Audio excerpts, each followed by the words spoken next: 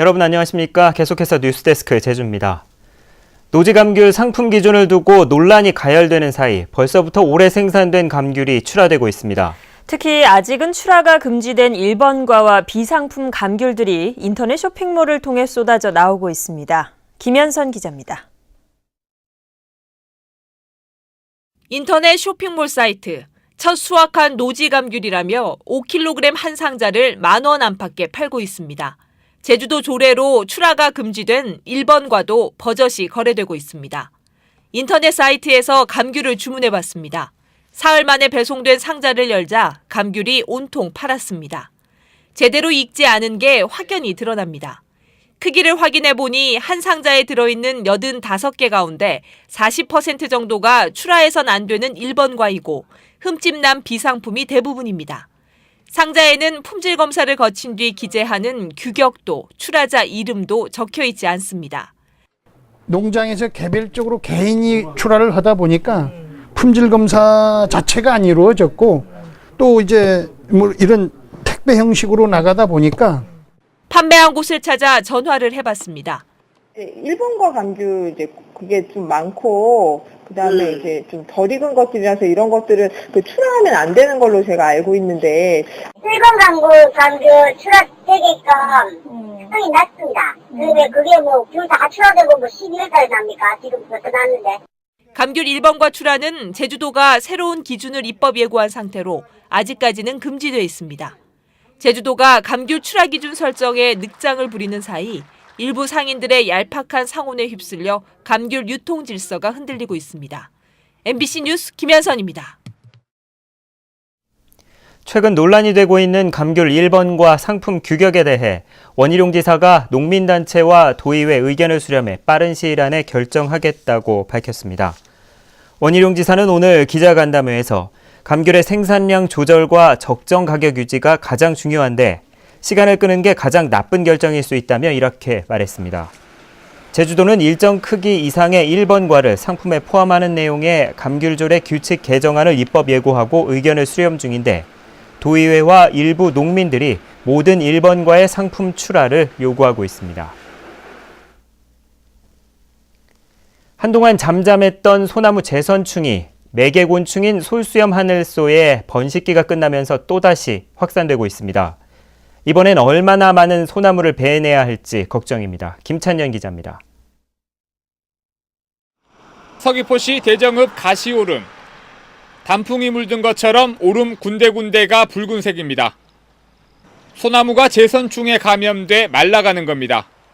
다 잘나는데 가끔 하나인가 두 개인가 덜 죽은 게 있었어. 봄 나가니까 한 7그릇인가 보였어. 봄 나가니까. 경연데 뭐 여름 지난 가을 들어가니까 더 완전 단풍 들어보네. 인근 도로변 소나무들도 하나둘 말라 죽고 있습니다. 해안에도 고사한 소나무 군락이 간간히 눈에 띕니다. 재선충 매개체인 솔수염 하늘소의 번식 시기가 끝나면서 잠복기를 거친 소나무들이 빠른 속도로 말라 죽고 있습니다. 제주도가 지난달 자체 조사를 벌인 결과 이미 7만 그루 넘게 말라 죽은 것으로 관측됐습니다. 특히 대정과 애월, 구자읍이 다른 지역보다 심각합니다. 고사목들이 주로 9월과 10월 사이에 나타나는 점을 감안하면 그 수는 훨씬 늘어날 것으로 예상됩니다. 8월, 9월, 10월이 거의 한 55% 정도 됩니다. 그래가지고 지금 이 시점에서보다도 지금 다음 달까지도 추가적으로 그 재선충에 걸린 고사목은 더 나온다고 볼 수 있습니다. 재선충과의 전쟁이란 표현까지 써가며 지난해 10월부터 올 4월까지 제주도가 베어낸 소나무는 54만 그루.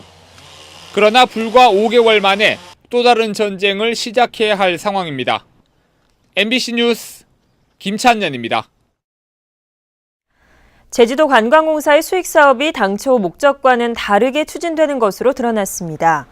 제주도 감사위원회는 제주관광공사에 대한 종합감사를 벌인 결과 제주시 노형동 노형파출소 부지를 의사회 의결이나 도지사 승인 없이 사들인 뒤 당초 목적과는 다르게 관광 숙박업으로 변경해 민간에 임대한 사실이 드러나 경찰에 수사 의뢰했습니다.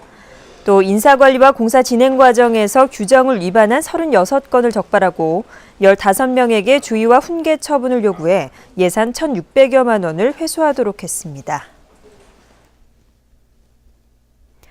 다음은 제1제주인 1세대를 위한 성금을 보내주신 분들입니다. 금나 종합건설 한희섭 대표이사가 100만 원을 보내주신 것을 비롯해 제주에너지공사 임직원들이 100만 원, 정택은 제주도 환경보건국장이 10만 원, 제주시 이도 1동 한재신 씨가 10만 원, 제주도의회 구성지 의장이 50만 원, 양술생 제주도 여성가족정책과장이 10만 원, 문원일 제주도 보건복지 여성국장이 10만 원, 박태희 제주도 해양수산국장이 10만 원을 맡겨주셨습니다. 성금을 기탁하실 분은 은행 계좌나 ARS 전화를 이용하시거나 사회복지 공동모금회로 문의하시면 됩니다. 고맙습니다. 제주도개발공사의 사장과 임원이 대거 교체됩니다.